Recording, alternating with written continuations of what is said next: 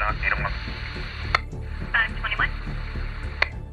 Start me a card for a parking problem. And for your 23. Yes, that's for I'll get a 28 from my truck when you're ready. 532, you're assigned to a vandalism case in Athens. Did you copy the 505? Yeah, for. Go back to Green Police Department. All right, has he stolen anything today? Okay, all right, and what is he wearing today? All right, I've got it in there. I'll have an officer make contact with you, okay? All right, thank you. Bye. My name is Samantha Canna, and I have worked for the city for about 4 years and 1 month. My name is Deidre Art, and I've been with City of Greenville. In September will be 7 years. My name is Virginia Bridwell. I've been with the city for almost 5 years. So we have 16 telecommunicators total, 5 of which are lead telecommunicators. So they're kind of like shift supervisors. And we also have telecommunicators that are communications training officers that train our newly employed telecommunicators to be on their own. So most of the training is done here on site. There is a week-long telecommunicator certification course that they're required to go through. Sometimes we can hold it here or we send them out to do it, but primarily it's on-the-job training. Last year we answered 26,280 911 calls and over 100,000 administrative calls, non-emergency. Well, I think if I say the most enjoyable, I think that some of the patrol officers might get a little jealous, but but I'm currently assigned to D platoon up here, and we've gone to permanent days and nights. So with this side of the house, we work with the patrol officers who are assigned to B platoon and D platoon. I work D shift. Right now I'm only working straight days, but I love my night shift. The night shift is my favorite because the call volume is a little different. It's a little bit more heavy, busier, fast-paced, and you know, it makes your shift go by fast. The favorite part of my job is getting to work with all the people in that room. They make my job easy, and they work hard every day. There's a new challenge every day. They're never afraid to take on that challenge, work through it. They're very dedicated to their officers. They're dedicated to the citizens and the agency. And it just makes me proud to work with such a great group of people. The favorite part is that it's one of those things, if you come and you know what you're going to do every day, but you don't know what you're going to handle every day. So it could be a day of where just everybody's crashing into one another, or it could be that you're dealing with something major like a robbery, or you know, maybe you're going to get a call that's going to be impactful on somebody else's life and kind of be able to help them. So it's one of the things I enjoy, is that you never know what's going to happen. It's always an adventure, and you get to help people, you know, whether it's giving them advice about what resources they need to do to take that next step, getting them an officer, or even just sometimes being an ear to listen to. So I really kind of enjoy that mixture of, you know, get to be the investigator and look into stuff, but also helping out the community. My favorite part is going to be the people I work with. I think we all are pretty close here. We all talk to each other about everything, you know, as far as the calls and sometimes personal. I mean, we're all one big family. I love the officers that I work with. I consider them part of my family. We're just all really close, and I just like that. We're all pretty cool together. Domestics, we get a lot of those lately. I think with the heat kind of, it all comes into play. People get a little agitated as they're hot, I guess. Probably the most frequent with Greenville, unfortunately, is wrecks. We get those a lot.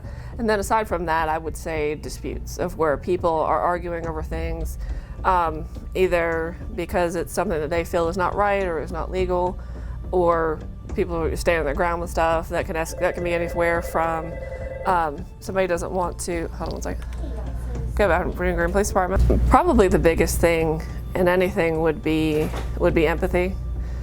And that can be a little hard sometimes whenever you're taking call after call after call, of remembering that while you've talked to 20 people today, you're the first time that they've called the police that day, usually. So it's a brand new experience for them, even though it's your 30th call in. So just remembering to treat them like you would want to be treated if you were in their situation. And so it's that fine balance of having empathy for somebody, remember they're human, but also be able to remain objective enough that you can get the information you need, get the information the officers need, and be able to keep that caller focused. on what you need and be able to kind of help them in the long run by pulling that information out of them. Because we have some callers that call, they're so upset, they're so involved in their emotions that they're hyperventilating, or they're just so focused on one thing. So sometimes giving them a task of like, all right, can you look at the window and see what they're driving? Or can you remember, what shirt they're wearing? Because sometimes you ask them, what's their description? I don't know, because they're so freaked out. You say, all right, you break it down. All right, do you remember what color shirt they remember? Do you know if it was light or dark? And then it'll start coming to them, because then they're focused on that task. Listening and multitasking. Be able to think on your feet, because you're doing a lot of things.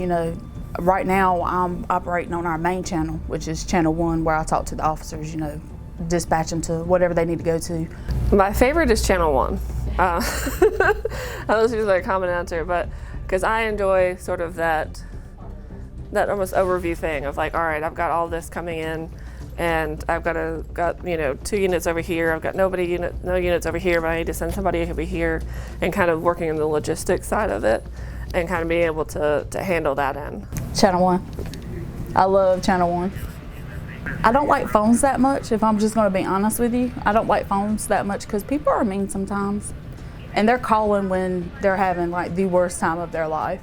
And that's hard, like, to listen to some of the stuff. Like, some of it, like, I would think would be not as important, but for the other person, it could be very important to them, whether, we see it like that or not.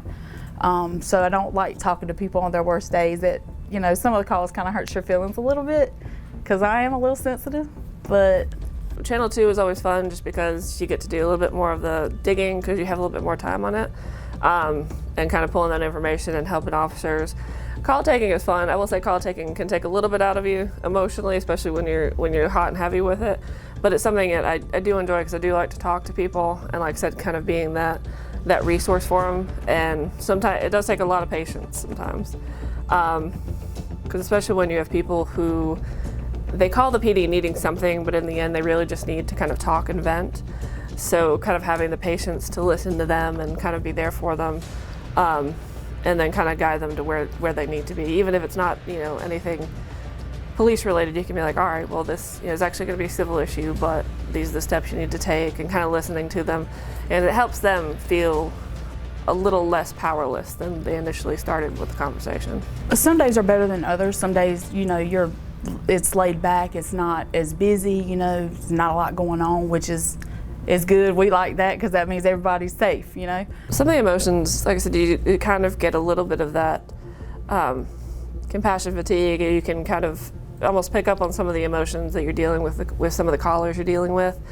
And so you're gonna feel a little kind of overwhelmed sometimes. You're gonna feel a little bit, kind of stressed, or if you get a particularly hard call or one that hits a little close to home, it's going to be a little bit stressful, and you're going to feel that within your body. One of the things that we try to do here is kind of be able to recognize that. And so I tell CTCs whenever they're coming through the training process of, if you get a really hard call and you need to, whenever we get a chance, if you need to step out in the hallway, go walk a loop, go get your body moving. And so that's one of the things that I do, and they'll tell you I'll be a little silly, like whenever we get those downtimes, I'll just be a little silly just to kind of break that tension a little bit. And I used to make I made one of my trainees get used to just standing up and wiggling. Whenever she would, I would feel her kind of get bowed down with calls, just stand up and wiggle, get your body moving. So that's one of the things I do. I know at home I'll go, and sometimes I'll take it out through my art. I like to draw and kind of sketch things out. With this job, I know it's hard sometimes to relate or talk to people who have never been through it or have never dealt with it. So, like with our team, we're good about talking with each other and being able to reach out. And if we see somebody's kind of taking a call a little hard or something off them, trying to check in with them, then if they need to talk, we're here for them. The same thing, if I need to talk, I know I have people that I can call and just kind of talk about, hey, this kind of hit me hard, or I can't seem to shake this one. They need to be able to think on their feet. This is a very demanding position. They're gonna hear things, and with the camera system that we have in there, potentially see things. that can be very traumatic. So it's something that people need to think about when they apply for this position. We work 24 hours a day, 7 days a week, all year long, on my birthday, your birthday, Jesus' birthday, all the holidays. We're here for hurricanes, we're here for inclement weather events.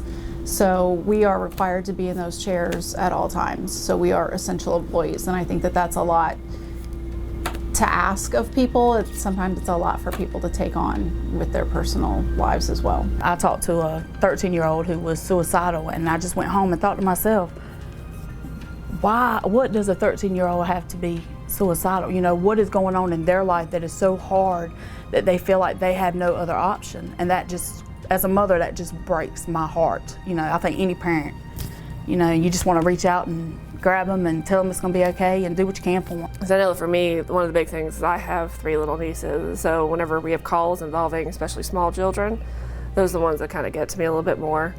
And so, you know, one of the things I'll also do is just call my nieces. They live in California, but I'll little video call them, and they'll sit there and I'll listen to them argue with each other because they're all like a year or 2 apart, and you know, so it'll kind of bring my spirits up a little bit. Throw myself into my kids and my family. I also have a Belgian Malinois that takes a lot of my time. So I just really just throw myself into the family, you know, and some of us dispatchers and officers, we also get together and have little cookouts and stuff, try to just release some of that pressure. There's times that, you know, Amanda's taking phone calls. So if she's on the phone, she gets busy. You know, you got backup over here, Deidre, which she's also doing a radio and answering phones. And sometimes you just get so busy, you know, I have to stop talking on the radio and answer the phones. And, you know, I'm like, Amanda, hey, you know, I had to put somebody on hold. So constant communication and just really working as a team, because you can't do this job solo. Nobody can. And if you have good people that, you know, back you and know what you need and, you know, where your weaknesses are, because everybody has weaknesses too. So if you have that team, then you can run it like no other. Teamwork, it's all about teamwork. 552 Greenville. Can you give me the description of the shoplifter one more time? Give me a white male wearing orange shirt, black pants, and blue and red Nikes. 10-4.